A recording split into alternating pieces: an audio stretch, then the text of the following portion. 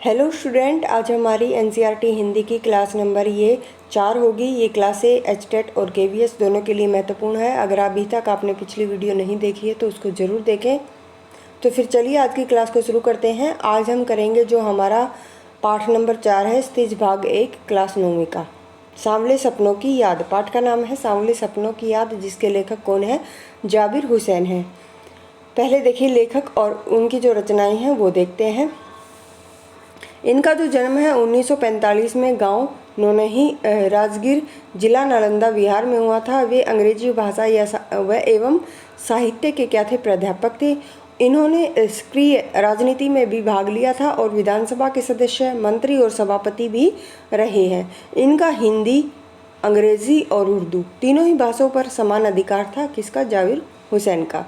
इनकी जो प्रमुख रचनाएं हैं जो आगे है, डोला बीबी का मजार, अतीत का चेहरा, लोंगा और क्या है, एक नदी रेतवरी, ये इनकी प्रमुख रचनाएं हैं। अब जो पाठ का सार है वो देखते हैं। जो महत्वपूर्ण पंक्तियां हैं वो मैंने इसमें लिख दी है। प्रस्तुत पाठ जून 1987 में प्रसिद्ध पक्षी विज्ञानी सलीम अली की मृत्यु के तुरंत बाद डायरी शैली में लिखा गया संस्मरण है। कैसा? डायरी शैली में लिखा गया क्या है? संस्मरण है। मोस्ट इम्पोर्टेंट विधा आपको अच्छे से याद होनी चाहिए।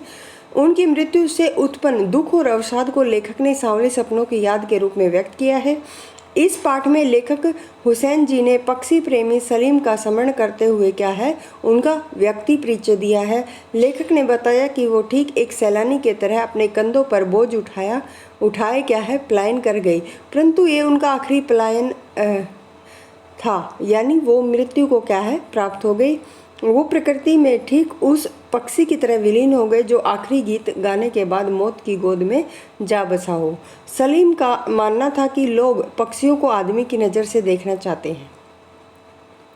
लेखक ने एक वृंदावन का जिक्र करते हुए कहा कि भले ही कृष्ण के बचपन की जो शरारतों को किसी ने नहीं देखा हो, कब उन्होंने घने पेड़ों की छांव में विश्राम किया, कब उन्होंने बांसुरी बजाई, यह कोई नहीं जानता। पर आज भी अगर कोई वृंदावन जाकर नदी में सांवले पानी को देखे तो कृष्ण की याद दिला देता है। आज भी वृंदावन कृष्ण की बांसुरी के जादू से खाली नहीं है। तो ये पंक्तियाँ देकर पूछ लिया जाएगा कि ये कौन से पाठ से ली गई पंक्ति है। तो आपको अगर ये पढ़ रखा है तो आप आसानी से निकाल पाएंगे कि सांवले सपनों की याद है, वहाँ से ये पंक्ति ली गई है। वहाँ पर वृंदावन का जिक्र जो है लेखक ने किया है। उसी तरह से सलीम अली को भी क्या है, पक्षी प्रेमी के रूप में हरदम याद किया जाएगा। जिस प्रकार से कृष्ण जी को याद किया जाता है वृंदावन में, उसी तरह से क्या है, सलीम अली को भी पक्षी प्रेमी के रूप में पक्षी प्रेमी के रूप में उनको याद किया जाएगा। पूर्व समय की याद करते हुए लेखक ने बताया कि उम्र की 100वें पड़ाव के करीब थे।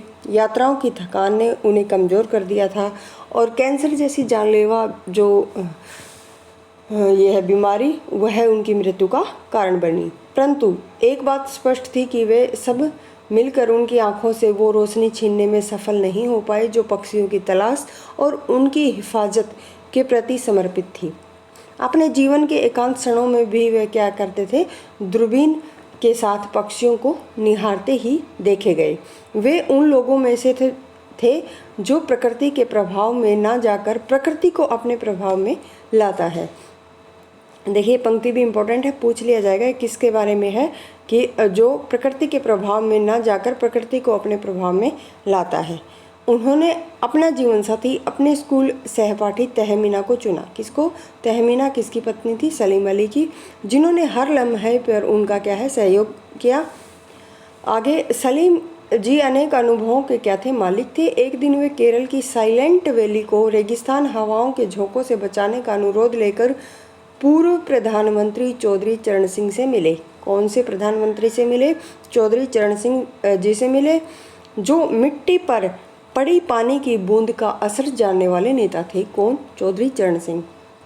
परंतु पर्यावरण के संभावित खतरों के बारे में जब सलीम ने उनको अवगत कराया तो उनकी भी आंखें क्या है, नम हो गई। सलीम ने अपनी कथा में अपनी आत्मकथा का नाम क्या रखा? फॉल ऑफ स्पैरो रखा। Most important, fall of sparrow किसकी आत्मकथा है? सलीम अली की। फॉल ऑफ स्पैरो क्या है? आत्मकथा। आपको इस तरह से प्रश्न आने चाहिए। सलीम अली की कथा का क्या नाम है, आत्मकथा का क्या नाम है? Fall of sparrow. क्या फॉल ऑफ स्पैरो की विधा क्या है? आत्मकथा। आगे है जिसमें उन्होंने एक घटना का जिक्र करते हुए लेखक को D.H. लॉरेंस के बारे में बताया। किसके बारे में बताया? D.H. लॉरेंस के बारे में लिखा कि उनकी मृत्यु के बाद उनकी पत्नी से कहा गया कि वे अपने पति के बारे में कुछ लिखें। तो उन्होंने कहा था कि उनके बारे में तो मेरे से ज़्यादा क्या है, मेरी छत पर बैठने वाली गौरैया ही जानती है। मुमकिन है कि लॉरेंस और सालिम का जो था अटूट रिश्ता होगा। वे सदा जटिल प्राणियों के लिए एक पहेली ही रहेंगे। बचपन में उनके एयरगन की शिकार एक गौरैया ने उन्हें पक्षी प्रेमी बनाकर जो राह दिखाई, वे उन्हें नए नए रास्तों की ओर ले जाती है। वे एक भ्रमणशील व्यक्ति थे जो कि प्रकृति के दुनिया में एक टापू के बजाय अथाह सागर बनकर उभरे। तो ये था हमारा पाठ सांवले सपनों की याद। और क्या था ये? एक संस्मरण था। इसी तरह की क्लास के लिए आप चैनल को सब्सक्राइब करें। अगर आपको क्लासें पसंद आती हैं तो लाइक करें, कमेंट करें, शेयर करें। धन्यवाद।